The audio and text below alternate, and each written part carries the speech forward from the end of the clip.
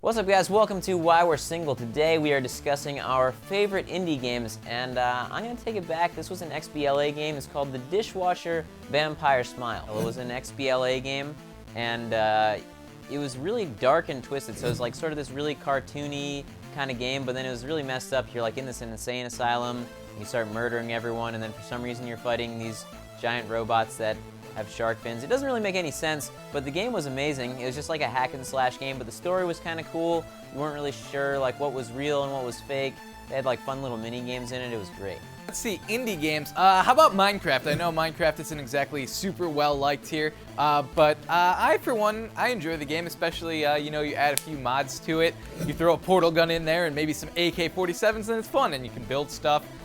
Statues of banging people's moms.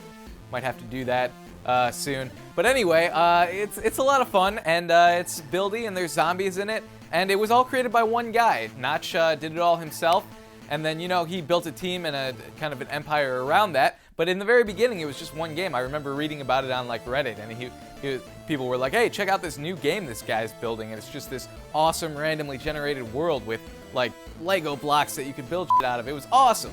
And so yeah, Minecraft would have to be on my list of favorite indie games. Alright, so I know when I say this next title, you guys might be like, that's not an indie game or an indie developer, but actually, it is. And I'm looking at Telltale Games, The Walking Dead.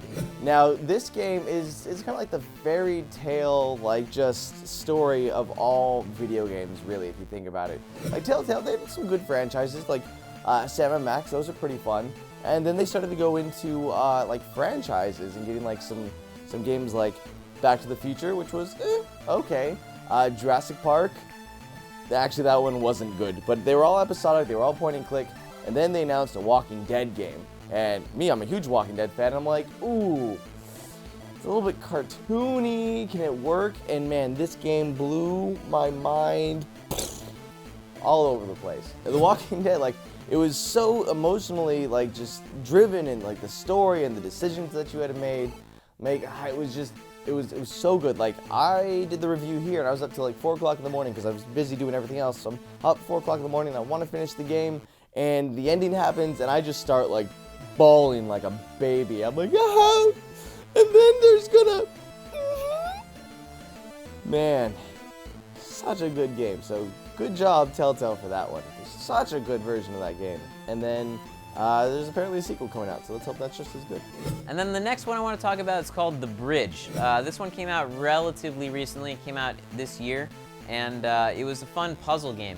So essentially, the only mechanics in the game are that you can like rotate the screen, and based on where your guy's walking and like the kind of puzzles he's going through, sort of like those infinite staircase type optical illusions, and you'll have to make your way through these levels, and like based on how you'll turn and like where your guy lands, you kind of like manipulate gravity or like flip switches that cause different things to happen.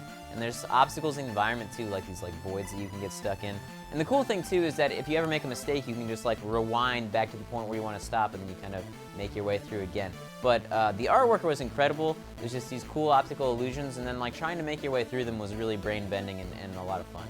Next up, how about Bastion? Man, Bastion, that was a great game. If someone had showed me that game and been like, this is, you know, it's coming out from a major developer, I would have been like, yeah, that makes sense. The way the world comes up around you and the awesome badass narrator and the gameplay was so much fun. I'd be like, yeah, I could totally see this. No, but it was an indie game, and it was a ton of fun, and the narrator is what made the game, narrating everything you do. I want that guy narrating my life. He was effing awesome. I gotta go play that game again, man. That thing was so much fun, and just the bright, vibrant world and everything, tons of fun, and an indie game. So yeah, that's definitely on my list as well.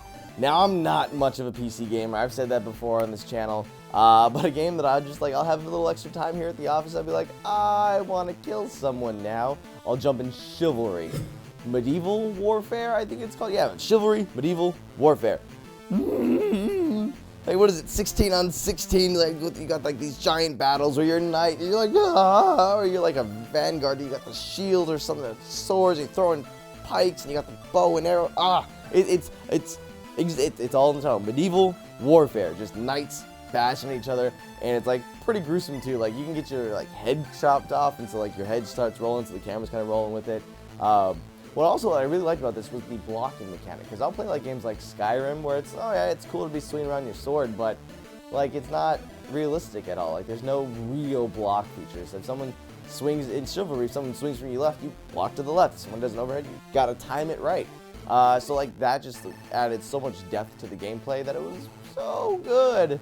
But really my favorite part is when after you kill someone, you look at their bloody corpse and you just take your sword or your axe and you just start wheeling into their dead body, and you see the head go and the arms go and legs, and you can just kick around this little like torso.